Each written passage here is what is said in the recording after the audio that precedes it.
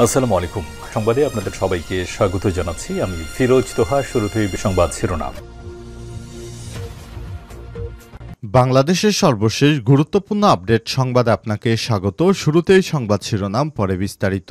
শুরুতেই জানাবো, শেখ মুজিবকে স্বাধীনতার ঘোষক দাবি এসেছিলেন প্রত্যাহার। শেখ মুজিবুর রহমানকে স্বাধীনতার ঘোষক দাবি করে পোস্টের কারণে ব্রাহ্মণবাড়িয়া সরাইল উপজেলা থেকে সহকারী কমিশনার ভূমি সিরাজুম মুনিরা কায়সানকে প্রত্যাহার করা হয়েছে। এরপর জানাবো, ডিসেম্বরের আগেই নির্বাচন সম্ভব বললেন প্রিন্স। বাংলাদেশ কমিউনিস্ট পার্টি সিপিবির সাধারণ সম্পাদক রুহিন হোসেন প্রিন্স বলেছেন, সংস্কার করে আগামী ডিসেম্বরের আগেই নির্বাচন করা সম্ভব। ভালো সংস্কার করে নির্বাচন ডিসেম্বরে কেন, তার আগেই বাংলাদেশে সম্ভব বলেও মনে করি। আজ বুধবার ২৬শে মার্চ মহান স্বাধীনতা দিবসে সাভারে জাতীয় স্মৃতিসৌধে মুক্তিযুদ্ধের শহীদদের প্রতি শ্রদ্ধা জানানোর পর সাংবাদিকদের সঙ্গে আলাপকালে সব কথা বলেন তিনি। এদিকে নির্বাচন নিয়ে প্রধান উপদেষ্টার বক্তব্য স্পষ্ট, অভিযোগ করলেন মির্জা ফখরুল। আগামী জাতীয় নির্বাচন নিয়ে প্রধান উপদেষ্টা প্রফেসর ড মোহাম্মদ ইউনূসের বক্তব্য স্পষ্ট বলে মন্তব্য করেছেন বিএনপি মহাসচিব মির্জা ফখরুল ইসলাম। আজ ২৬শে মার্চ স্বাধীনতা দিবস উপলক্ষে বিএনপির প্রতিষ্ঠাতা সাবেক রাষ্ট্রপতি জিয়াউর রহমানের মাজারে শ্রদ্ধা নিবেদনের পরে সব কথা জানান তিনি।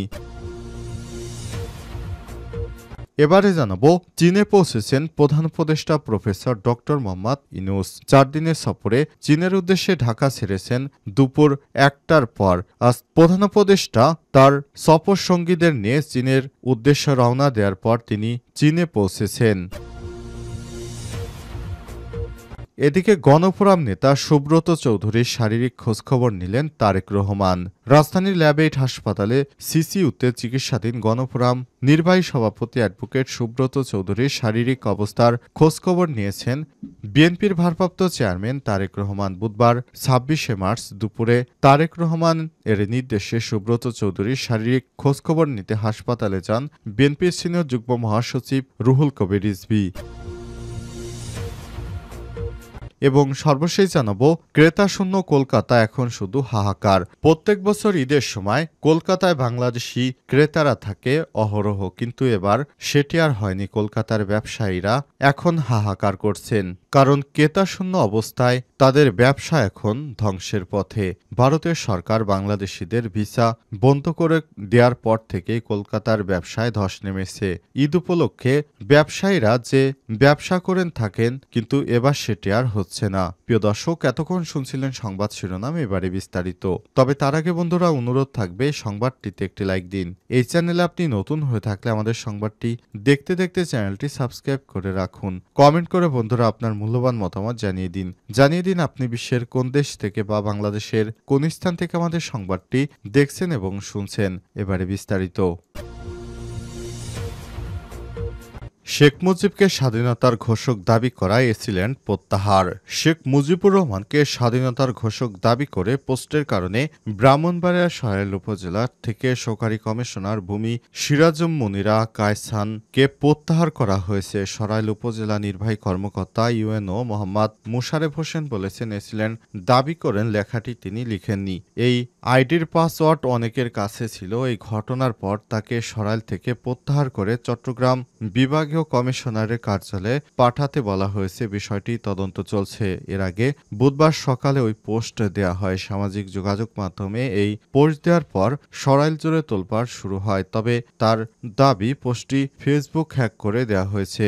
এদিকে শেখ হাসিনা শেখ মুজিবুর রহমানকে স্বাধীনতার ঘোষক দাবি করেছে।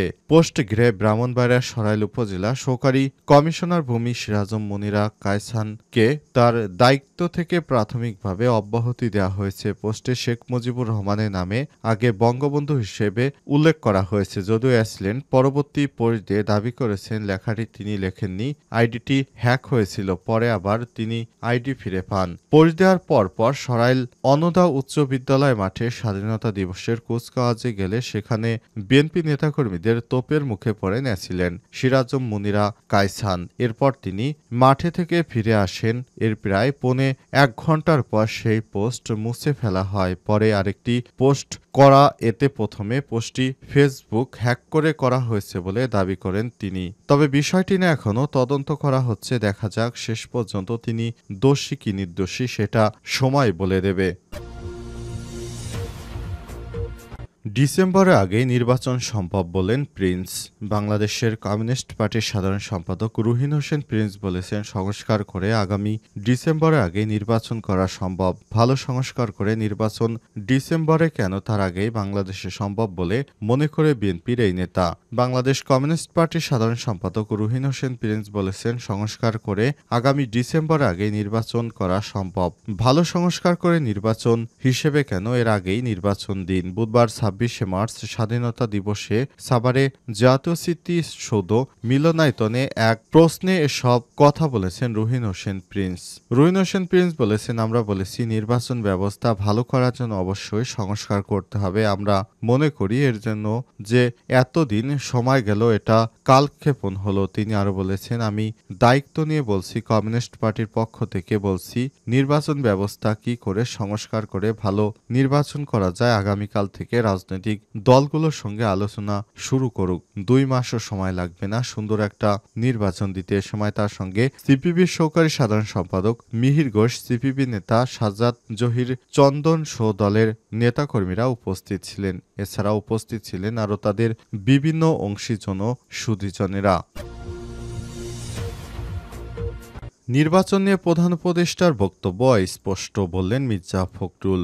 বিএনপি মহাসচিব মির্জা ফখরুল ইসলাম আলমগীর বলেছেন, আমরা নির্বাচনের সুষ্ঠু রোডম্যাপ চাই। রোডম্যাপ ছাড়া আমরা কিভাবে বুঝতে পারব যে কবে তিনি অর্থাৎ প্রধান উপদেষ্টা নির্বাচন দেবেন। তিনি যেভাবে নির্বাচনের কথা বলছেন সেটা নাকি অস্পষ্ট, এমন দাবি করেছেন বিএনপির মহাসচিব মির্জা ফখরুল ইসলাম। মির্জা ফখরুল বলেছেন, বাংলাদেশে নির্বাচন অনুষ্ঠান করা আসলে খুব কঠিন কিছু নয়। বর্তমান পরিপ্রেক্ষিতে সংস্কার যে চলমান প্রক্রিয়া, সংস্কার তার গতিতেই চলবে আর নির্বাচন তার গতিতেই চলবে। সুতরাং সংস্কারের কথা বলে কালক্ষেপণ করা ঠিক হবে না।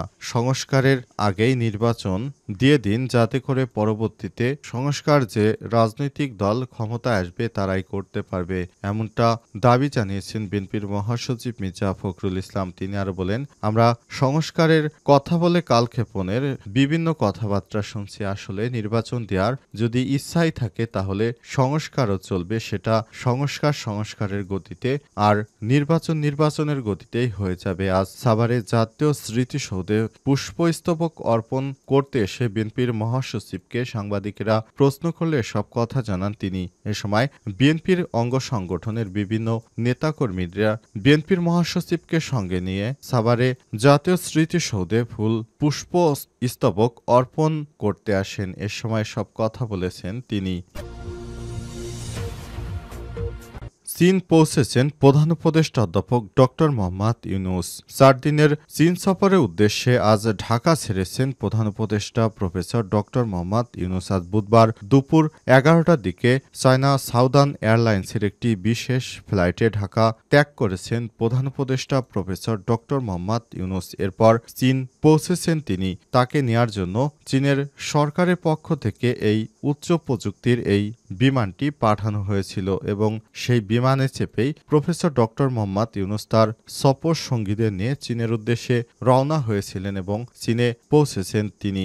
সবাইকে বিষয়টি নিশ্চিত করা হয়েছে প্রধান উপদেষ্টার প্রেস উইংয়ের পক্ষ থেকে। সেখানে বলা হয়েছে, চীনের প্রেসিডেন্ট শি জিনপিং এর আমন্ত্রণে চীনে সফরের কথা জানিয়েছিলেন প্রধান উপদেষ্টা প্রফেসর ডক্টর মোহাম্মদ ইউনূস। এরপর তার সম্মান রক্ষার্থে চীনের উদ্দেশ্যে রওনা দেন আজ প্রধান উপদেষ্টা। আজ দুপুর 1টার দিকে প্রধান উপদেষ্টাকে বহনকারী চীনের বিশেষ ফ্লাইট ঢাকা থেকে ছেড়ে যায়। এরপর প্রধান উপদেষ্টা অধ্যাপক ডক্টর মোহাম্মদ ইউনূসকে নিয়ে চীনের পৌঁছেছে চীনের সেই যাত্রীবাহী ফ্লাইট। সেখানে প্রধান উপদেষ্টার সঙ্গে রয়েছেন আরও বেশ কয়েকজন উপদেষ্টা মণ্ডলীর সদস্য। এদের মধ্যে রয়েছে জ্বালানি উপদেষ্টা ফাউজুল কবির খান, এছাড়াও রয়েছেন চীনের রাষ্ট্রদূত, এছাড়াও আরও সরকারের সচিব সহ প্রধান উপদেষ্টার বেশ কয়েকজন গুরুত্বপূর্ণ ব্যক্তিকে সঙ্গে নিয়েছেন। এবারের চীন সফরের অন্যতম বিষয় হচ্ছে বাংলাদেশের নিরাপত্তা বিভিন্ন ইস্যুতে চীনের সরকারের সঙ্গে কথা বলা। চীনের রাষ্ট্রীয়ত্ব বিভিন্ন সংবাদ মাধ্যম থেকে জানানো হয়েছে চীন উকিয়ে আছে প্রধান উপদেষ্টাকে নেয়ার জন্য এবং সেই ডাকে সাড়া দিয়ে প্রধান উপদেষ্টা প্রফেসর ডক্টর মোহাম্মদ ইউনূস চীনের উদ্দেশ্যে রওনা দিয়েছিলেন আজ। সেখানে তিনি বেশ কয়েকদিন সফর শেষে তারপর দেশে ফিরবেন।